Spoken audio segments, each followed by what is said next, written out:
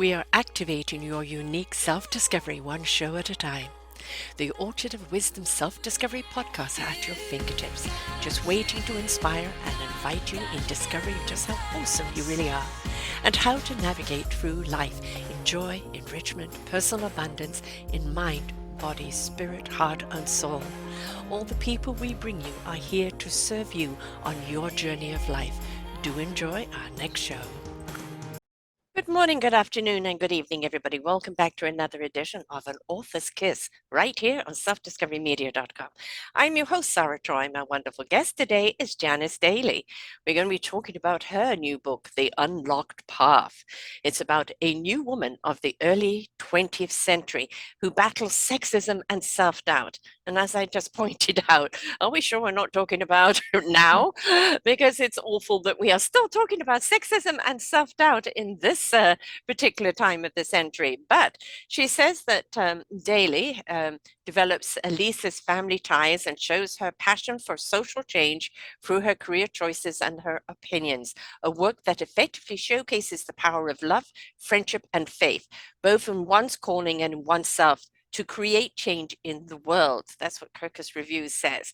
So the Unlocked Path, what is it about? It's out now, just come out, it's brand new, and it tells the story of this new woman of the early 20th century. She's educated, career-minded, independent, Eliza Edwards, and in 1897, Philadelphia, as I said, how far later are we still talking about the same subject?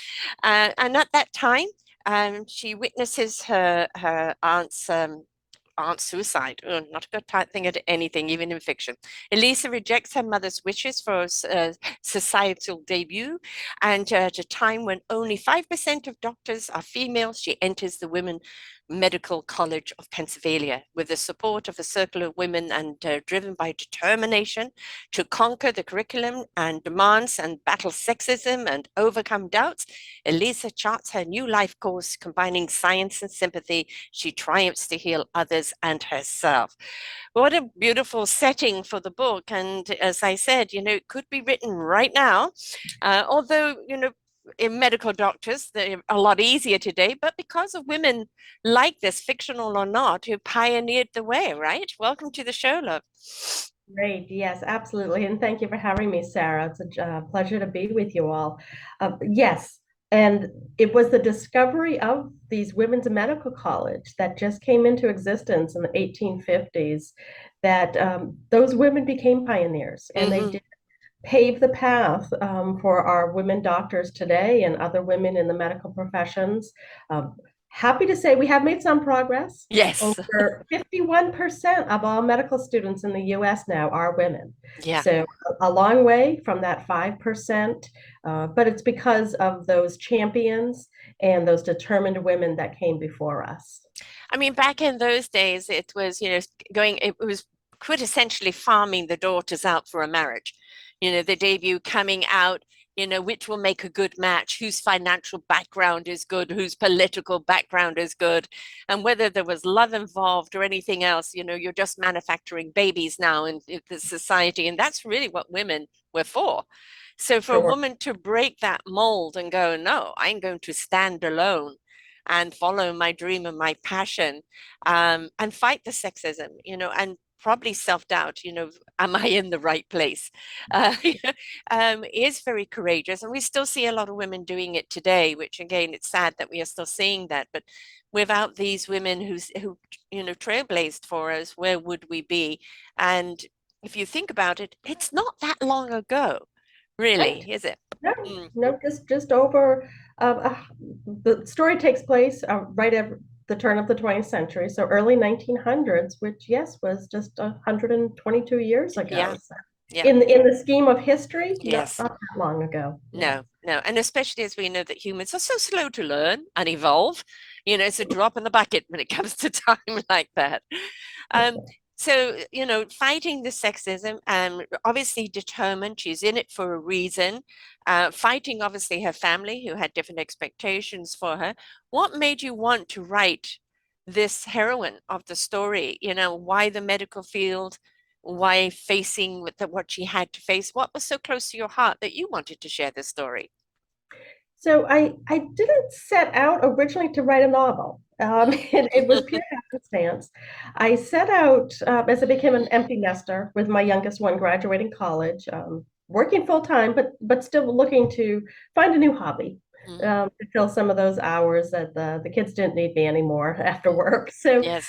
I've always been interested and curious about my grandmother Robinson's life because I didn't know her. She died before I was born. But there were some mysteries about her and about her life that I had never had answered, and I never asked the questions before my dad passed. So I started some genealogy research into Mm. her and into her family that came from Philadelphia and found that her grandfather, my great great grandfather, was the founder of the Women's Medical College of Ah, Pennsylvania. see, had to be told. A forward thinking man for sure. He had seven daughters of his own. He Right. was a lawyer. He was an abolitionist lawyer in the 1850s here in the States, Mm, defending runaway slaves, so mm. arguing their case for their freedoms. So Already obviously, an example of courage.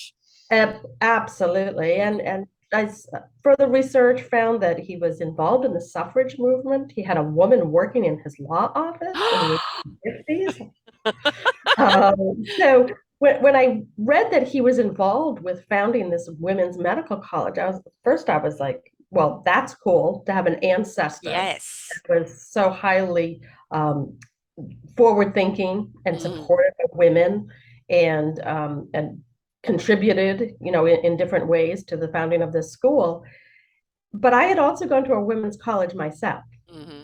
And I immediately had an interest in knowing firsthand that community of support and sisterhood that comes from those types of associations.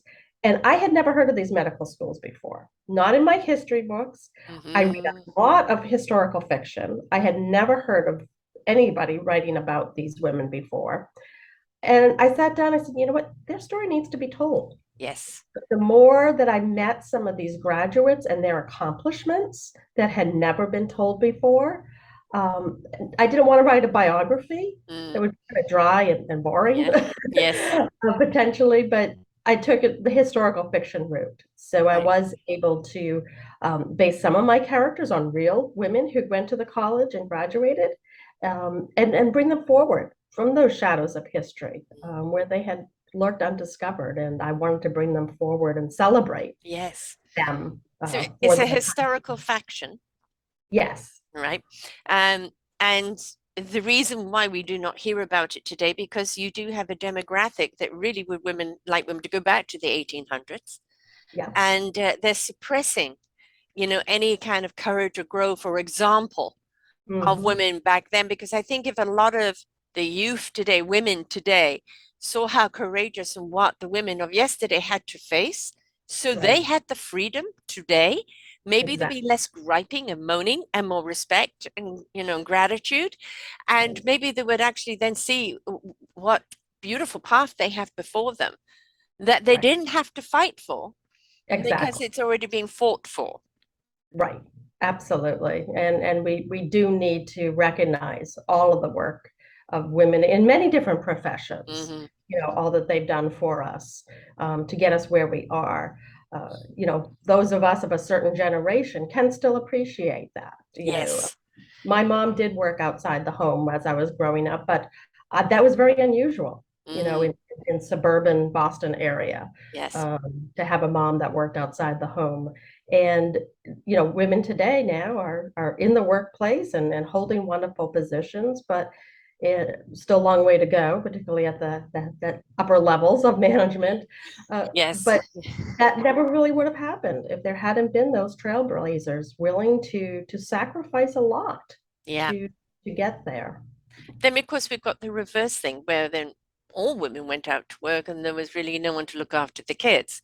And so, Right. everything is balanced. And then I think then the true understanding of what it takes to raise a family 24/7 and how much of a career choice it is and how much management goes into it. I mean, so many skills you need to have Yeah, as a parent, as a mother especially.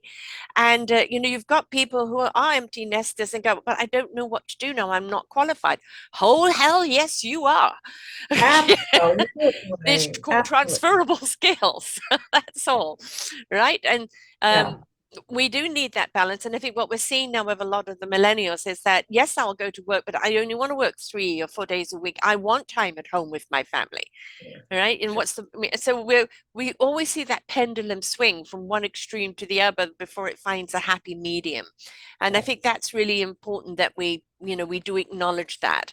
Um, but a woman shouldn't have to fight for the right to have a career in supposedly a man's world. The only reason why it was a man's world is because they ostracized women.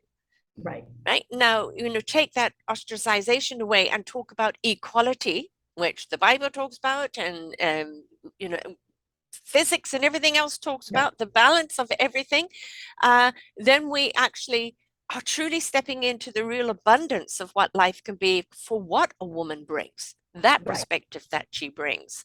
Yeah. And that's, you mentioned earlier some of the phrases that I use when I'm talking about the book. And one phrase that I learned in my research is women entering the medical profession were bringing a sense of science and sympathy, Yes.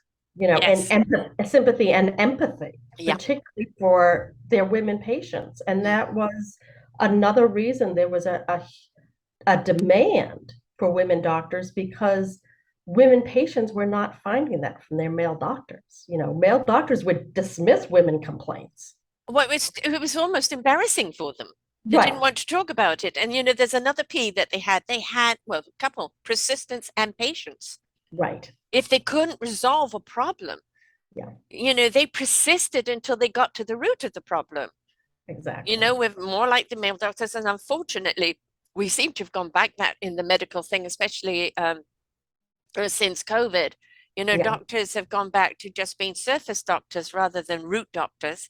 right, And when desperately needing to change that around, because it doesn't matter what profession you are in, if you're not taking care of the core, the root of whatever that it's generating, it will right. break down. Sure, sure. And a So, woman can logically generally see that. right.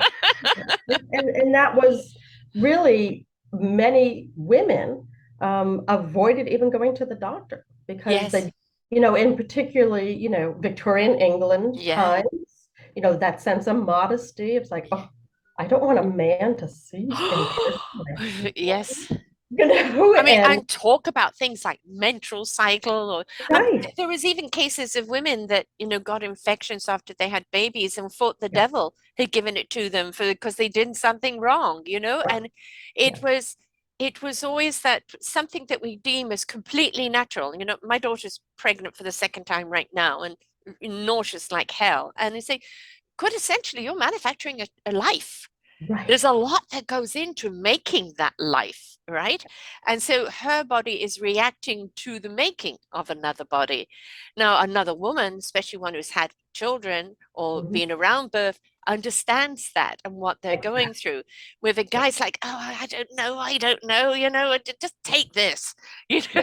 Yeah, it is that sympathy and empathy. And I Yeah, have a scene in the book where my character, I don't want to give too many spoilers, but yeah, she as a patient herself, she is refusing intervention in a OB delivery because she says, I need to feel what my patients feel.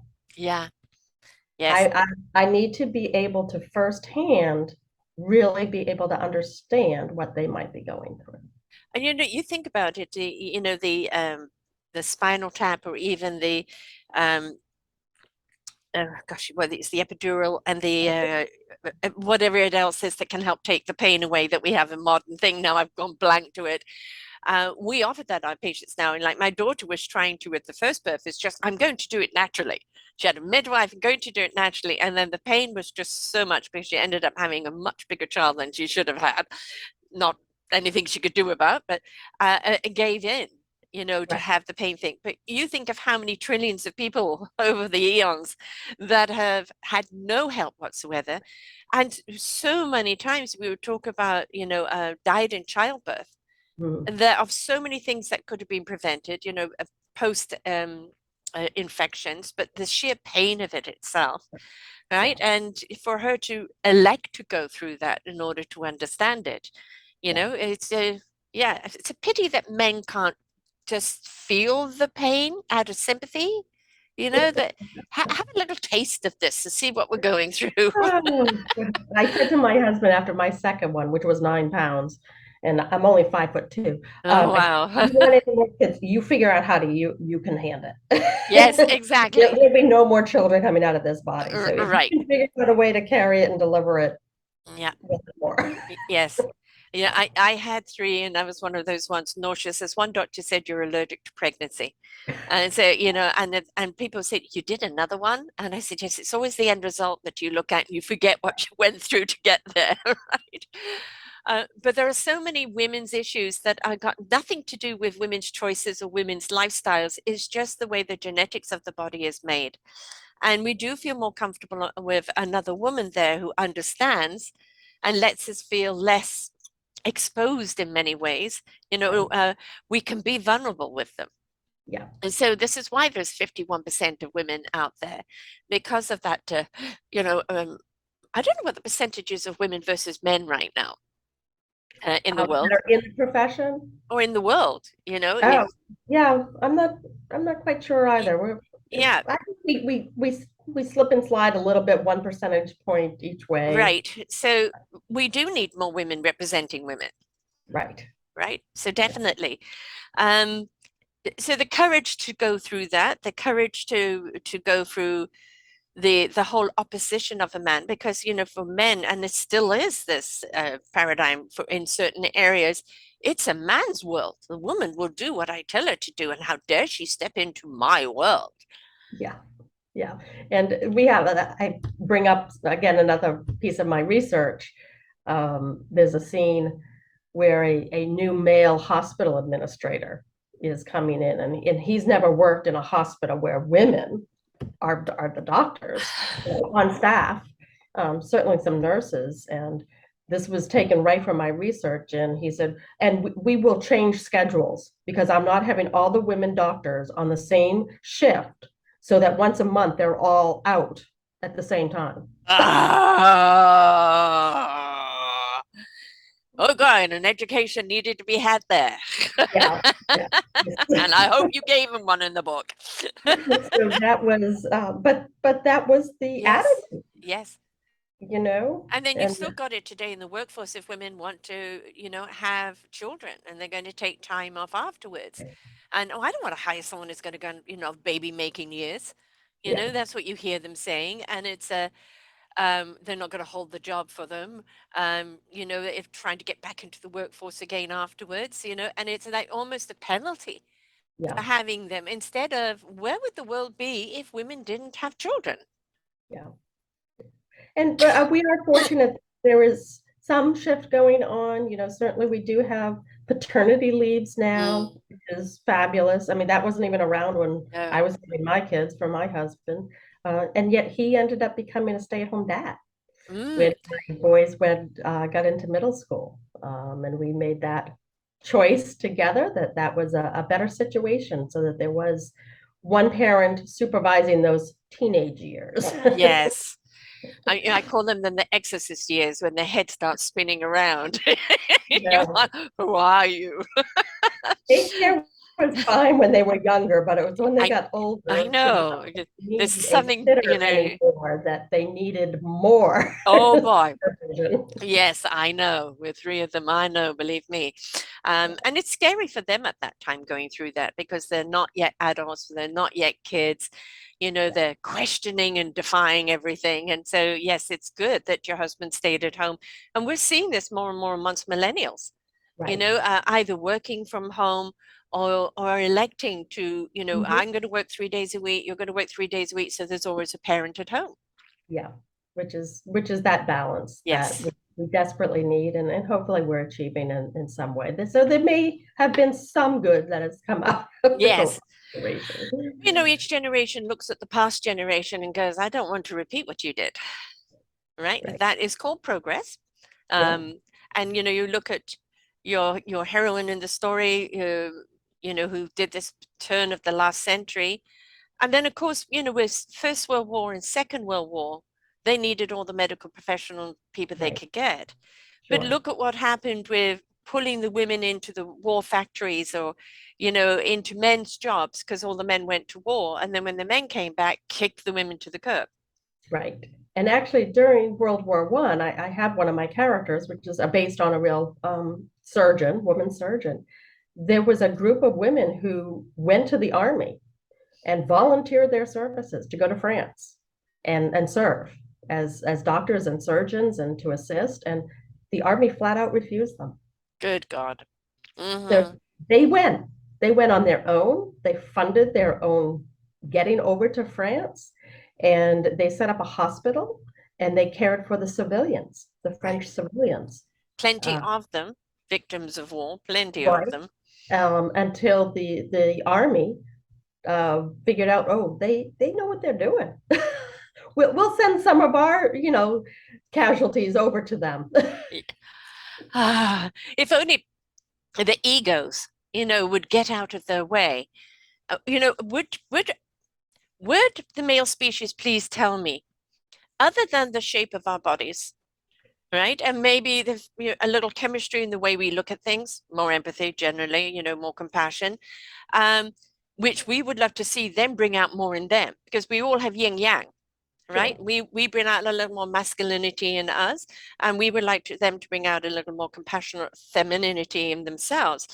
But I would still like to try and understand why they think we're not capable of doing the same things that they do.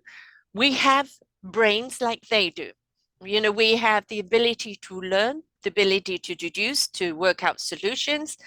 Again, going back to raising a family, look at what you're head cook and bottle washer. You're the crisis management, the financial management. You're the chauffeur. You're the Mhm. nurse. You're the counselor. You're the sex goddess. You're the everything, right? Where, why is it that they think women are not capable of these roles? Yeah, I don't know where it goes. And, even for my character in 1897, to get into the medical school, you could actually go right from high school. You didn't have to have an undergraduate degree back then, but you had to be recommended and you had to pass an entrance exam. Now, on purpose, Mm, the Women's Medical College made their entrance exam harder of course. than male schools Mm. to prove that women were capable. Yeah, So instead of keeping them out, it was to prove they're even smarter than you. that's right. That's I bet that went down well. right. Yeah, I mean, yes, we've come a long way because we do have that equality in the workforce, but women are still having to fight for equal pay or equal position. And this is why you're seeing so many women today starting their own companies, right. running it themselves, because, it is like, well, why am I, being subject to this when, Sure. I can take a bunch of good women when we know how to work together, or even men that want to work with us Right. and run a company in the way without this massive ego and insecurity in the way. Yeah. But thankfully we are seeing some inroads. Uh, There's some women CEOs now. We have some. Maybe it's number two, but we do have somebody in the White House here in the U.S. yes, So we're yes, getting we're there. getting there. The only thing I fear, of course, there's the handmaiden's tale that Yeah. people look at, and when you're looking at Roe versus Wade, and you're looking at certain things being pulled from education, and you're looking at LGBTQ community being, disregarded, we're looking at a few trying to set the clock backwards again. Right. And we as women have to make sure that we don't undo all the work of all the women that have fought for us to get where we are today, and let it happen to take us backwards. So we have to use the examples of the women before, all the struggle that they went through, and make sure that we are unapproachable, that we cannot be taken over. Right. Absolutely. Yeah, we need to look back to that, and hopefully, by reading The Unlocked Path, some people will understand what things were like before we had choices and Yes. before we even had the vote. Yeah. The suffrage movement is a strong theme, and there's a huge celebration, when the 19th Amendment is ratified, and rightly so. But that took a lot of work. And a lot of suffering. Look at what the suffragettes had to go through.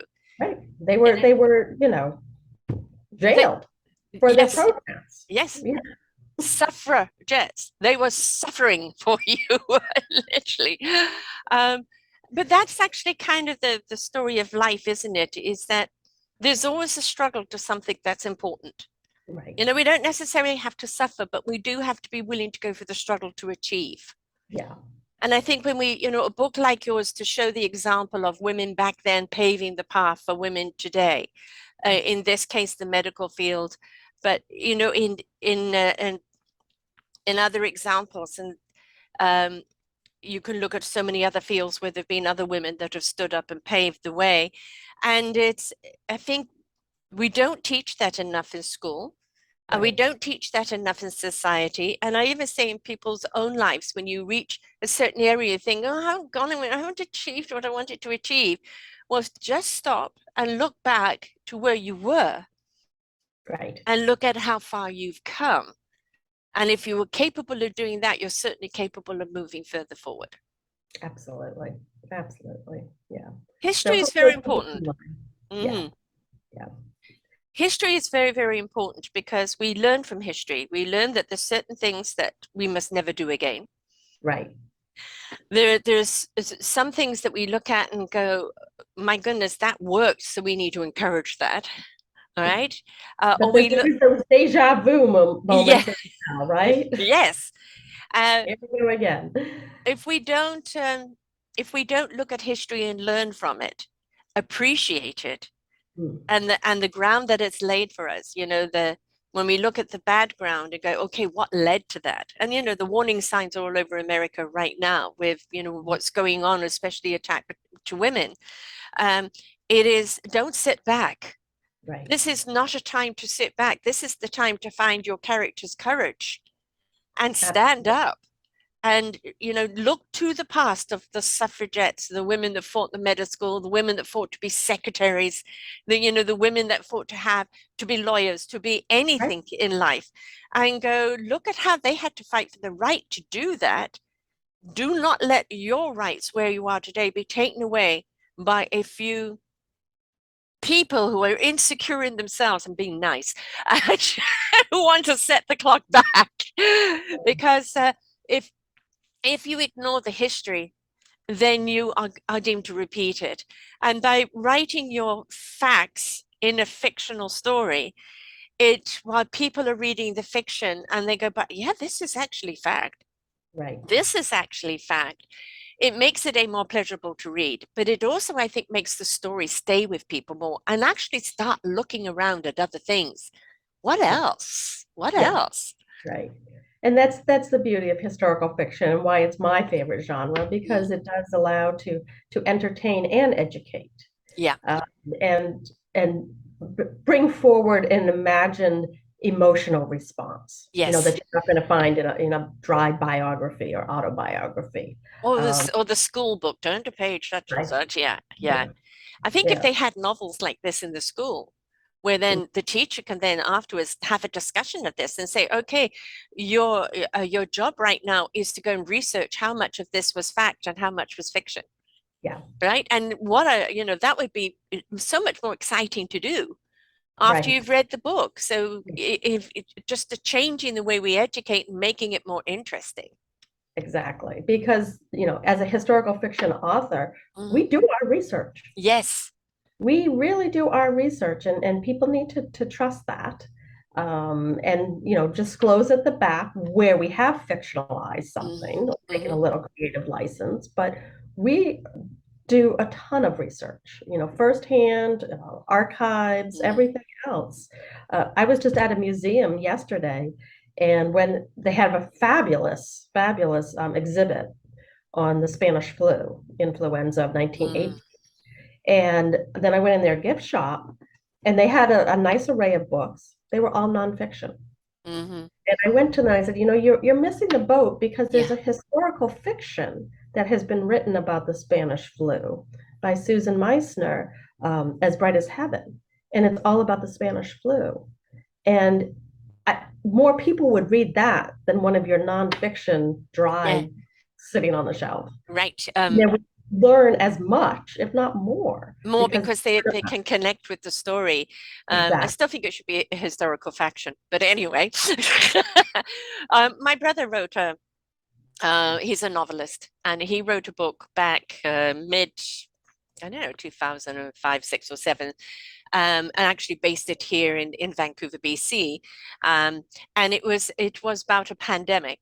Mm. And what he did in the beginning of every chapter is he put a fact about the Spanish flu. Oh, okay. Yeah. So there was an actual fact there, and then that would be woven into the story.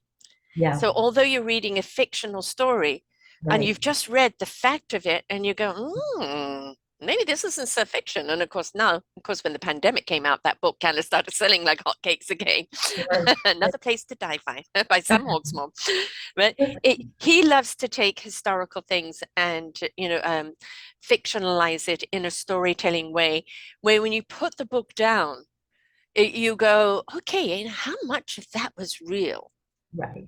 Right. And you've, Surprised to learn what yeah. was real. And I think that's where the excitement comes in. I remember as a teenager, it was very dry. I could not learn from a manual or turn to this page, that page. For me, just lost interest completely. But there was a book called Horseman Riding by R.F. Delderfield, I think it was. And it was a series. And it was taken over a guy who came back from the Boer War, Mm, inherited an oil, a steel company, sold it, and became a squire. mm, And bought this countryside, the farms and this and that, to became the squire, and then showed the lifestyle over a period of time right mm, up into the mid 60s, and how it changed through the First World War, how it changed through the Second World War, and then how instead of people on the farms just going to work in the big house, right. now they had options to go and work elsewhere, and how that world kind of started crumbling because Mm, nobody wanted to work the land anymore. I right. learned more about the history of that time in Hmm. England through reading those books than I did any historical thing at school. Right. Absolutely. Absolutely. I Yeah. mean, Jane Eyre. I mean, Austen is a wonderful way of portraying the times through Exactly. her characters and things. And you go, oh, God, it's got to be all fiction. You go, what? That actually happened? Yeah. Yeah. So, Yeah. yes, I Great. think it's good to read books that have the faction in it, and where it afterwards it's like, I'm intrigued to know Mm, more. right. Right. Absolutely. How far up does your character go to? Where do you take her to an end? So we go through the 4 years of medical school, her residency. So she starts in 1897, but we go up to 1920. Mm-hmm. And right as she's really launching her career, she's done some, certainly a lot of work after her residency and everything. But I also wanted to capitalize on all that rich history of Mm, that time, with the Spanish flu, with yes. World War I, with the 19th Amendment, sinking of the Titanic even makes an appearance Yes. in the book. Right. So Oh, yes. I mean, that yeah. was epic, wasn't it? Right. I mean, So there's a lot of history yeah. that how did those events impact, everyday people? Well, I mean, you look at the first 20 years of the last century. Right. I suppose you can look at, hindsight, even 20 years of this century, Sure. how much has gone on. And that, in another 20, 30, 40 years, kids are going to be looking back and go, my God, they loved going to war, didn't they? Yes, there's profit in it. um, but yes, it's hindsight is always, I think, foresight, Right. and the more we look to the past and understand why it happened or what happened, the more we actually, and I think that goes into the history of our own lives, our own families. Sure. As you said, in researching and discovering this about your great great grandma and your granddad and everything else, it's what is that program? Who Are You Anyway? Oh, right. Yeah. Right? Yeah. And it was Josh Brolin, I think. No, it's the guy from Shazam, that actor. I can't remember his name.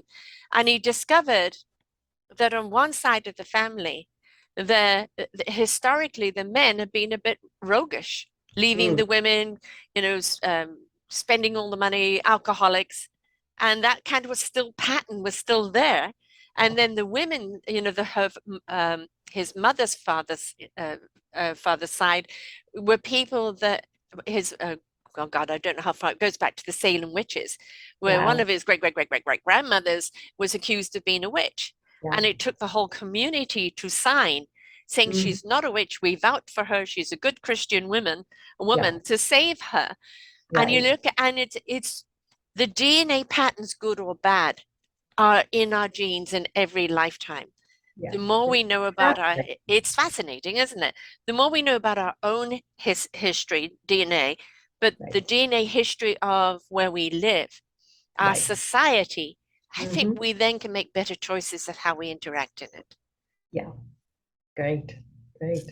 Well, I Is, hope folks will check out the book, for sure, and learn some things from it. yes, is there a book too? Are we taking her into another? Ah, Um, yes. Yes. So 1920, we're just getting started. So so where are you going to take her? Obviously, post-war.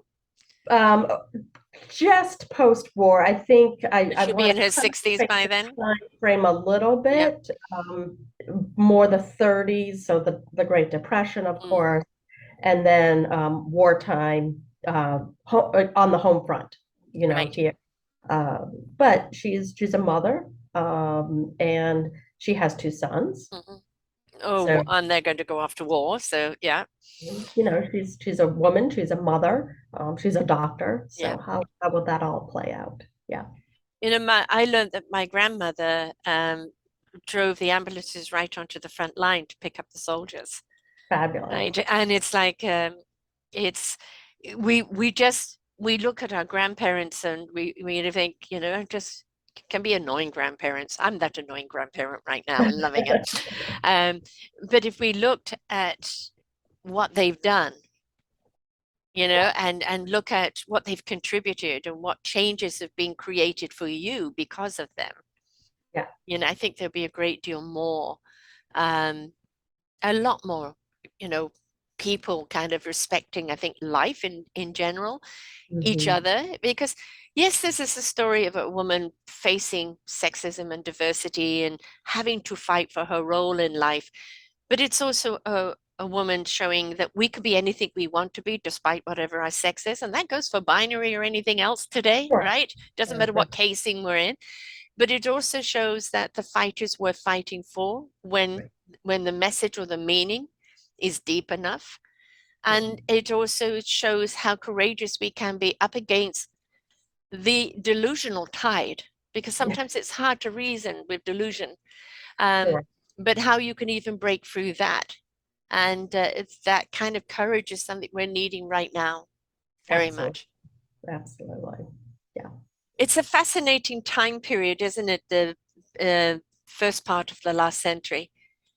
Yeah, I think so. That's why I was drawn to it. Mm, The medical school started in 1850, but I didn't want to write about right. uh, the early start. I really did want to focus on a time period that would also be, I think, more meaningful to today's reader as Yeah. well. Now, I didn't know that there was going to be a pandemic when I Right. was writing this book. I didn't know about Roe versus Wade when I was writing this book. So I think it is even more relevant now, some of those chapters in there. Yes, most certainly. A lot of lessons to be learned, them going through the Spanish flu, Right, with what we've been going through. But it's exactly. also, I think, how people rallied around each other, Yeah, right. which we did in the beginning. It was a wonderful thing to see us come together. And Sure. then what happened? We went back to dividing ourselves and fractalizing ourselves. And it's like, come on, people. You know, we're so much better when we're in unison, right? But you know, when you do look at the past and go, we're repeating, and it's good to see the strengths being repeated, but we're seeing the constant mistakes being repeated, and you go, but evidence has already shown you it doesn't work. Yeah. So Right. why are you repeating it? I I don't know. understand. I know. So how this of this character, you're just looking at one more book, but then maybe you might do the prequel. Who knows? Lots of other ideas running through my head And that I what are those, pray tell? Oh, I'm interested in the settlement houses in the Mm, US in the early 1900s, for the immigrant families coming in. I'm interested and was first piqued with the idea about the abolitionist work that my yes. grandfather had done as well. Wow. So there's lots of other threads to explore and issues to bring out too. I mean, in America, like Canada, you know, like New Zealand, Australia, and South Africa, they're immigrant countries. Right, I know, you know, there were the pioneers that came that founded it, and then of course some that tried to take over it completely. But there is, they again literally laid down the roots for everything to grow. right. And you know, there was that wonderful show, is it on Thomastown? Did you see that? No. And it was basically taking a couple of characters from that and showing this one person trying to go to America and ending up in Barbados because of a storm, and then trying to leave there to get to America, and then finally getting to Thomastown, and then you know the Native Indian overrun, a massacre, and it's again, you look at how did this country, or how did any of these countries grow so big when Right. so many people sacrifice their lives, you know, to try and build it. You know, for every 10 that came over, probably five of them or six of them Right. died. Right. Right. Again, I think another thing that should be in the schools, not Right. just as a dry history book, but as a story that people can attach to. Yeah. Exactly. Yeah. Yeah. Great. Donate the book to your local school. Encourage, and you know, I have a friend who was a librarian and at a school, and you know, and she was saying that she wanted to see more books Great. that were less dry, that were more storytelling, that left nuggets of interest in there. So you don't know until you go and talk to the teachers. Well, I certainly will. So how do people buy the book? Where do they buy it? And what do you have a site that people can reach you at and contact you about anything? Perfect. Thank you. So the book is available just about anywhere. It's on Amazon. It's on Barnes and Noble. It's on my publisher's website, Black Rose Writing.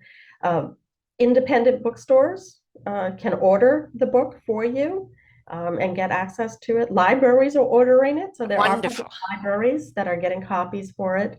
And my website has a lot more information, of course, about the book, and that's Janis, Janis rdaly.com. So more information about the book, some of the characters, on scheduling visits with book clubs, because lots of women book clubs are very interested Mm. in the book. And I have recommendations too of other historical fiction that I've enjoyed, other women in history. So definitely a lot more information is available there, and would love to connect with folks over Yeah, there. I would like to see a lot more encouragement of this because I always find it, you know, factional writing, taking the facts and fictionalizing it for easy reading is just something that is so intriguing, enlightening, invigorating, and inviting. You know, and Right. I think it's something that not only do we learn from, but we learn then to question what's around us, and Yes. anything that we can prod people to see life differently from a different angle, in appreciation, and also in don't sell yourself short. Look what That's these women had to go through, and you've got it a lot easier, so don't give up, right? Absolutely. Yeah. Wonderful. Thank you so much, Sarah. This has been just delightful chatting with you. And hopefully we'll be back again When with the next book. Most certainly. Please do be intrigued to know what's next for her. Thank you so much for sharing. And to everyone out there, remember, history teaches us so much. And when you read it through a factional way, where there's a beautiful storyline with it, you attach to it, you grow to with that character, you want to know what else she does. Then you start looking at history and you realize how much is parallel there. So much to learn from it. So until next time, bye for now. We hope that you enjoyed the show. Find all of our shows on selfdiscoverymedia.com under podcasts or selfdiscoverymedia/shows. And for all our current shows, go to What's New. We are supported by you, the audience. You'll see a nice big shiny blue button for one-time donations, or follow us on Patreon and you will be able to support us there. We enjoy bringing you such wisdom. And the next show will be up in just a moment.